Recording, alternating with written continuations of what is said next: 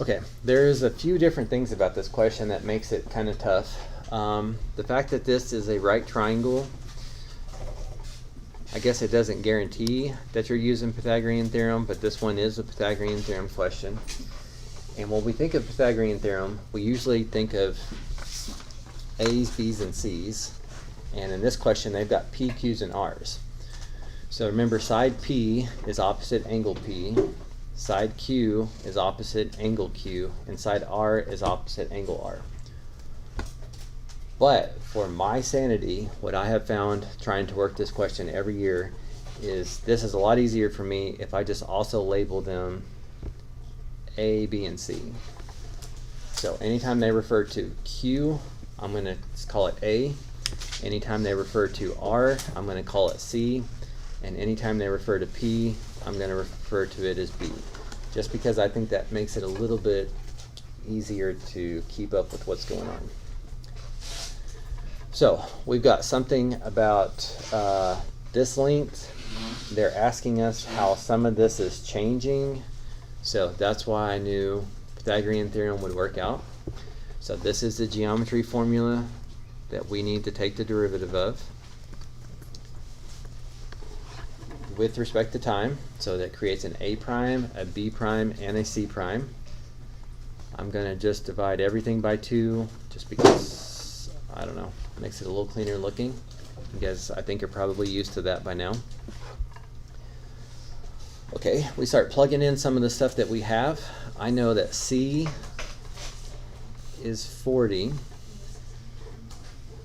What is the rate of change of C? What is C prime?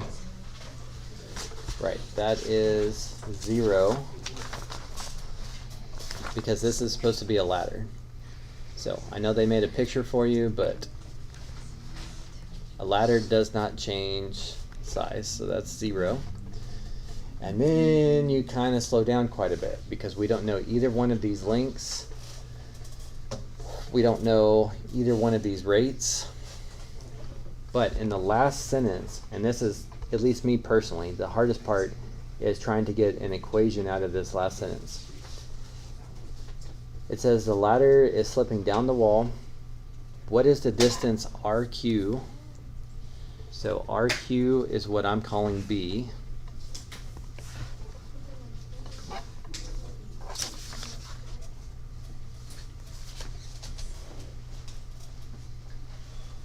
Oh, I didn't finish that right on this one.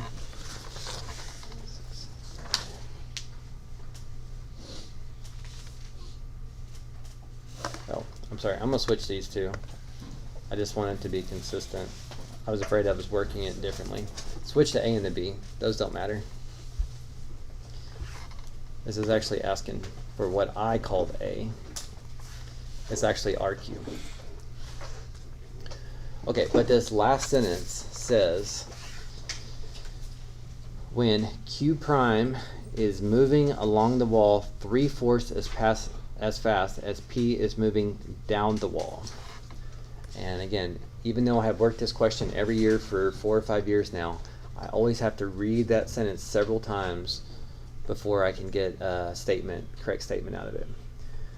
So when it says Q is moving along the wall as fast, so for me that would be Q. It sounds like they're saying Q prime, which I'm calling B prime. If you took 3/4 of his speed, it would be equal to this guy's speed. 3/4 of the speed of Q prime is P prime. But then it also says down the wall. So how fast is it moving down the wall, which makes this negative. Again, I don't know. I don't know if I have an easier way to simplify translating that sentence into this statement, because it's still a struggle for me, but that's what we need to get out of that. And instead of calling this P prime, I'm going to call it A prime. So this is how it's written with Q's and P's, but I'm just changing them to A's and B's.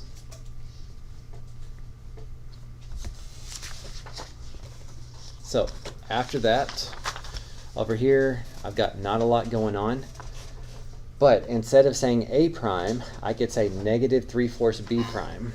So instead of saying A prime, negative 3/4 B prime.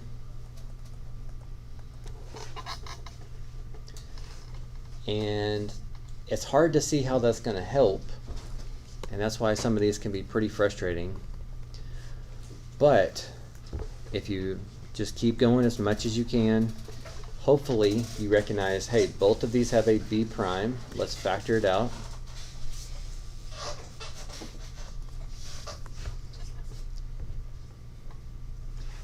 And since this times this equals 0, it could be that B prime equals 0. But unfortunately, we know this ladder is falling down, so we know that's not really happening. Or this could equal 0.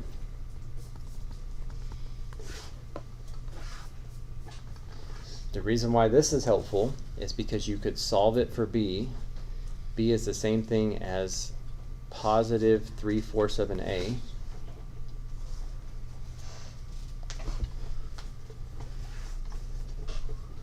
And then I can take that information,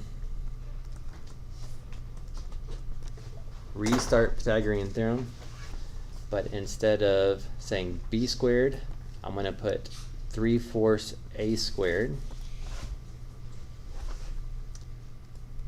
I've known the length of C to be 40 for a while. And again, the only reason I know to try that substitution is because it makes my equation only have A's in it. And so I still got a few steps to go, but that's what I was trying to find. Which is what they call it. They called it RQ, but I'm calling it A. I had just changed it to A. So right here, be careful, 3/4 times 3/4 would be 9/16.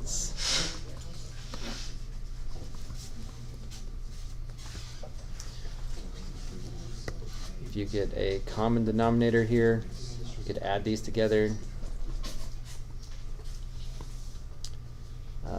40.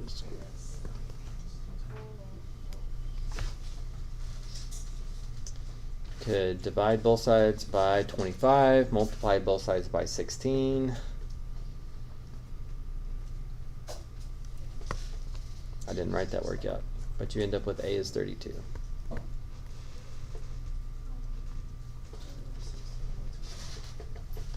So picture, although they made one for you, completely optional, but instead of trying to do P, Q, and R in your head, I think it makes sense to just call them A, B, and C, and then put A, B, and C on your picture. So when they say Q, you know you're working with B. When they say R, you're working with C. When they say P, you're working with A. You have to identify Pythagorean theorem. You know that you have to take the derivative of it. You quickly see you don't have enough information. You got to read that last sentence probably a couple of times to get this statement out of it. Even though you're not going to see how to use it instantly, at some point, if you think to make that substitution, it gives you an equation that you can solve for B, which lets you plug it back in the Pythagorean theorem and narrow that equation down to just A's, which lets you solve for A. And just the length of that question and the lettering and the last translating the last sentences, all of that to me makes that one the hardest one of all of these. Now I have a theory and I have no evidence to support it, but remember on your AP exam they like to average 2 to 3 minutes per question. 2 minutes per non-calculator question, 3 minutes per calculator question. That doesn't mean that questions can't take longer than 2 or 3 minutes, but on average they should take 2 to 3 minutes. This one I suspected probably had a really low score the year that they put it on the AP exam, either just from length of question, people running out of time, too many steps to make a mistake. So that's probably why they released it, and they just didn't want to use it on any AP exams anymore. So I would say that this one's probably a little bit harder than you should expect to see in your AP exam. Yeah. Can you explain why the B prime is 0 again? Like when you took it out of the step. This step? Yeah. Okay, well, if I have this, what numbers of x make this true? Where this equals 0? Because 0 times anything equals 0. Oh yeah, okay. or where this equals 0. I just applied the same principle there. It just looks more complicated, but that's all I was doing, setting each factor equal to 0 and solving. But b prime couldn't be 0, that's why I didn't run with that. That didn't make sense for this question. That would mean that the ladder wasn't falling, and we were told it was. So again, the overall structure of the question is fine, Pythagorean theorem type is fine, but I do think that that's probably a little harder than you should be worried about. It doesn't mean that it's not good to still practice it.